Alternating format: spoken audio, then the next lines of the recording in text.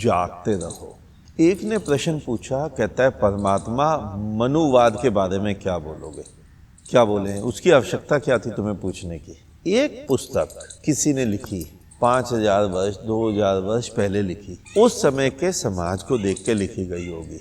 हो सकता है उस समय ठीक हो, लेकिन तुम कब तक लाशों को कंधों पे ढोते रहोगे?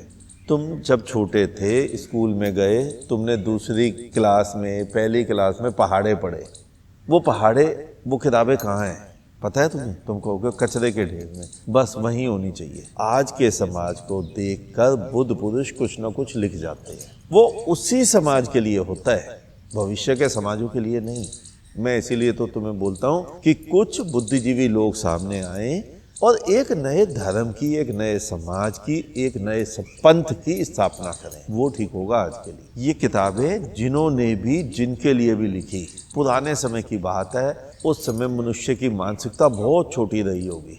उस छोटी मानसिकता को कैसे चलाया जाए, इसलिए वो किताबें लिख गई। आज मनुष्य की चेतना बहुत विकसित हो गई है, आज भी तुम वही किताबें रटे जा रहे हो।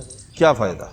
तो उसकी तो बात ही करना बेकार है। मेरे हिसाब से पुरानी सारी किताबें अलग कर देनी चाहिए और एक नई किताबों को रचना करनी चाहिए। किसी देश का संविधान जब देश बना तब कुछ और स्थिति रही होगी, किसी और हिसाब से बना दिया गया होगा, और 500 वर्ष बाद देश में क्या स्थितियां आई, क्या परिस्थितियां आई, क्या भौगोलिक चेंजेस आए, अगर उसके हिसाब से संविधान को चेंज करना पड़ा तो उस देश के संविधान को चेंज कर देना चाहिए। संविधान मनुष्यों की देखभाल के लिए, रक्षा के लिए, अच्छे जीवन यापन के लिए बना था, ना कि किसी भी देश का संविधान उस देश के लोगों का गला घोटने के लिए बना था। इसी प्रकार जो पुस्तकें तुम्हारा गला घोट रही हैं, उन पुस्तकों को तिलांजलि दे देनी चाहिए, अगर तुम्हें समाज को सुखी करना है। और अगर किसी एक तबके को सुखी करना है कि ब्राह्मणवाद सुखी हो जाए, उच्च जाति सुखी हो जाए, तो लगे रहो, अपना ही सत्यानाश कर रहे हो। सोचो, जिस समाज में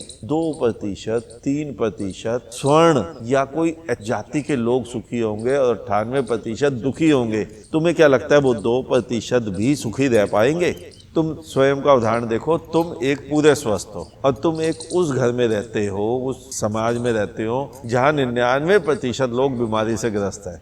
तुम्हें क्या लगता है तुम आनंदित रह पाओगे, सुखी रह पाओगे? तुम उनको देख देख के तुम भी बीमार हो जाओ। तो हमें एक ऐसे समाज की स्थापना करनी चाहिए, एक ऐसी सोच की स्थापना करनी चाहिए जहाँ संपूर्ण मानव जाति स्वस्थ हो, तन से भी, बोध से भी, मन से भी, आत्मा से भी और आर्थिक संपन्नता से भी स्वस्थ हो। तब समाज सुखी होगा, तब वो 2% लोग भी सुखी रह पाएंगे।